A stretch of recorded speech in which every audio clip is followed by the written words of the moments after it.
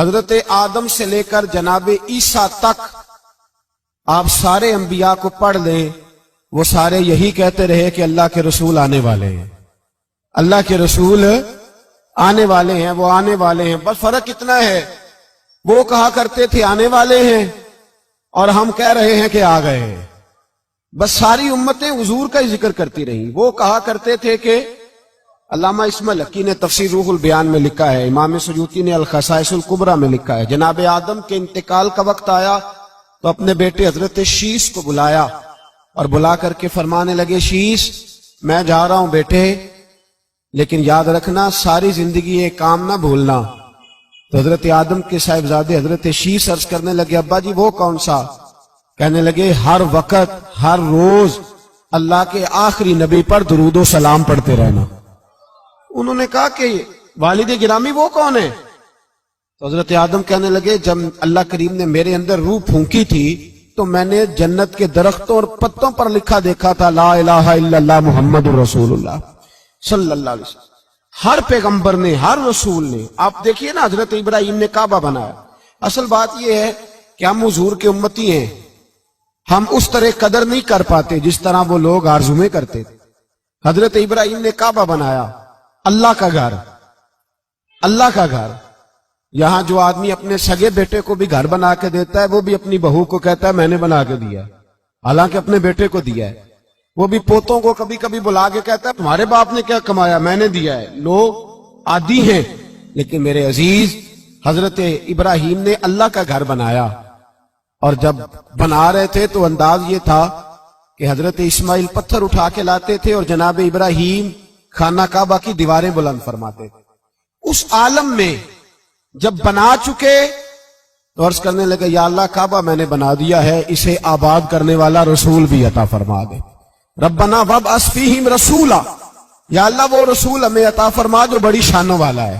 سارے انبیاء حضرت سیدنا عیسیٰ علیہ السلام کہ کچھ امتی کہنے لگے عیسیٰ مردے زندہ کر دیتے ہو، کوڑوں کو شفا دے دیتے ہو، اے عیسیٰ آپ کا ہاتھ لگ جائے تو اللہ بڑے سے بڑے برس کے مریض کو بھی شفا دے دیتا ہے، لگتا ہے سب سے زیادہ شان والے آپ ہی ہو۔ تو حضرت عیسیٰ کہنے لگے نہیں، وَمُبَشِّرٍ بِرَسُولٍ يَأْتِي مِن بَعْدِهِ اسْمُهُ احمد، فرمایا شان والا تو وہ ہے جس کی میں تمہیں خوشخبری دینے آیا ہوں، وہ میرے بعد آئے گا اور اس کا نام احمد ہوگا، وہ اس کی میں تمہیں خوشخبری دینے آیا ہوں۔ میرے بھائی، میرے رسول کریم سید عالم صلی اللہ علیہ وسلم کے بارے میں ہر نبی، ہر پیغمبر، ہر رسول یہ کہتے آئے وہ آنے والے ہیں، اور ہم کیا کہہ رہے ہیں؟ تو ہم کیا کہہ رہے ہیں؟ فرق اتنا ہے، وہ کہا کرتے تھے آنے والے ہیں، اور ہم کیا کہتے ہیں؟ ہم کہتے ہیں آ گئے ہیں۔ عید میلاد النبی ہے، کیا سہانا نور ہے، دیکھو آ گیا وہ نور والا جس کا سارا ہی نور ہے۔ ہم یہ کہہ رہے ہیں کہ وہ آ گئے، بڑی عزت والا، بڑی شان والا۔ رب کریم بڑے بلند حوصلے والا ہے، وہ کسی کو جتلاتا نہیں کوئی شے دے کے، وہ نہیں جتلاتا، اس کو جو نہیں مانتے انہیں بھی روٹی دیتا ہے۔ جس نے ساری عمر نماز نہیں پڑھی اللہ نے اسے بھی بچے عطا فرمائے، اس نے ساری زندگی نافرمانی کی رب نے اسے بھی نعمتیں دی، کسی نعمت پر احسان نہیں جتلایا، لیکن فرمایا میرے نبی کے غلاموں ذرا ہوش سے رہنا، ذرا ہوش سے۔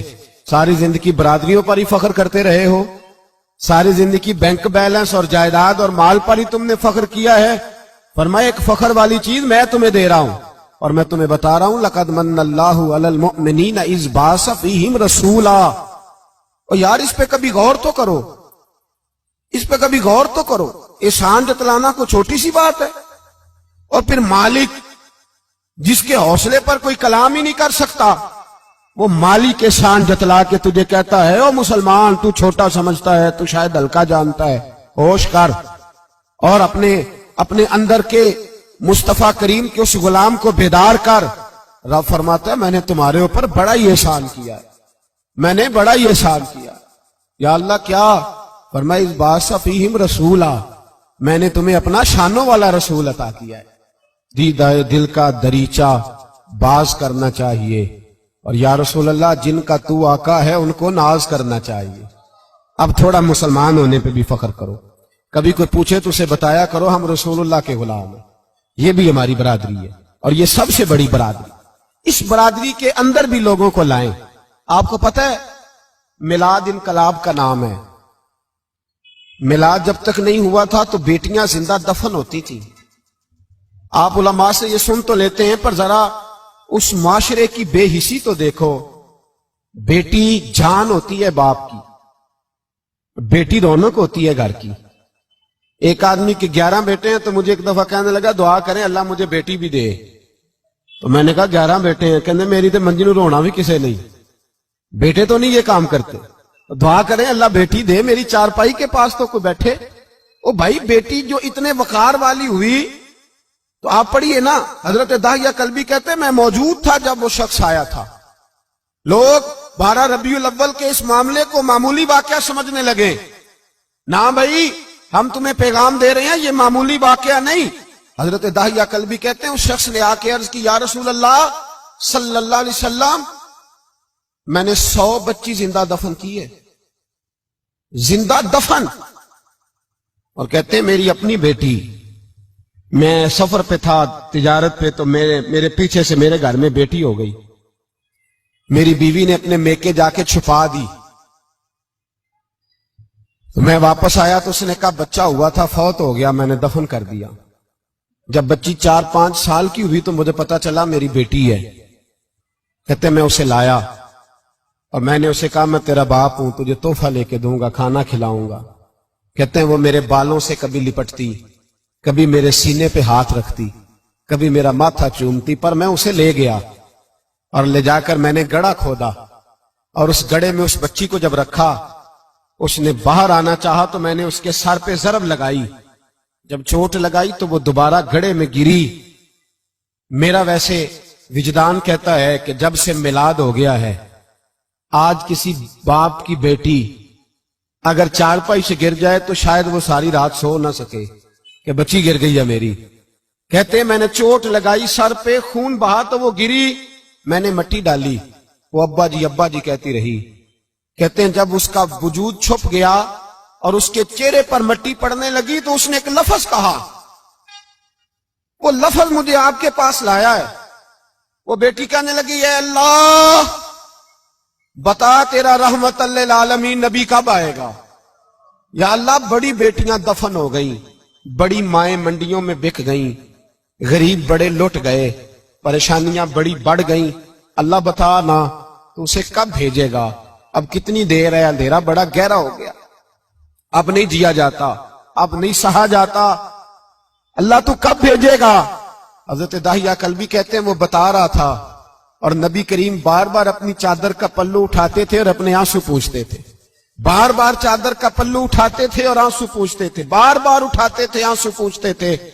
حضرت داہیہ کلبی کہتے ہیں حضور نے پوچھا تیری جرت کیسے ہوئی, تو حوصلہ کہاں سے لایا. اس نے کہا محبوبہ پتہ نہیں, لیکن قربان جاؤں یا رسول اللہ صلی اللہ علیہ وسلم میں نے آج سویرے آپ کے ایک صحابی کو یہ کہتے سنا ہے کہ وما ارسلناک الا رحمت للعالمین. تو وہ یہ رحمت للعالمین کے لفظ ہیں, یہ تو میں نے اپنی مرتی ہوئی بیٹی سے سنے تھے.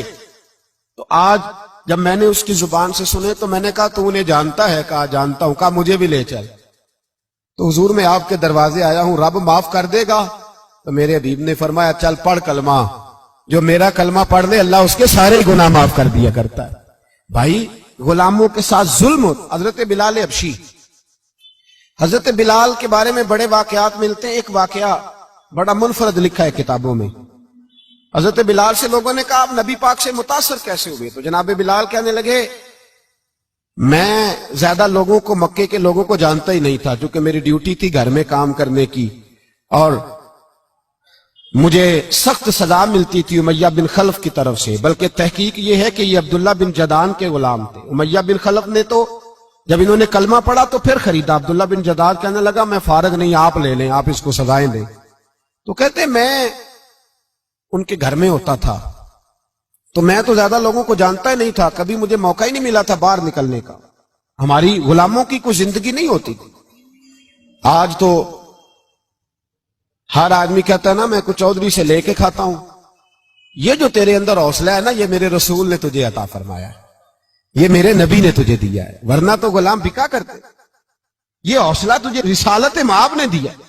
حضرت بلال کہتے ہیں میں ایک دن مجھے بخار چڑھ گیا بڑا تیز، میں لوگوں کو جانتا نہیں تھا. فرماتے مجھے تیز بخار چڑھ گیا تو ٹھنڈ بڑی سخت تھی. میرے مالک نے مجھے کئی کلو جو دیے پیسنے کو چکی پہ. کہتے میں بیمار تھا تو میں نے کچھ دوائی لی جو اس وقت موجود ہوتی تھی، تو میں نے ایک لحاف لیا، دودھ پیا تو مجھے نیند آ گئی.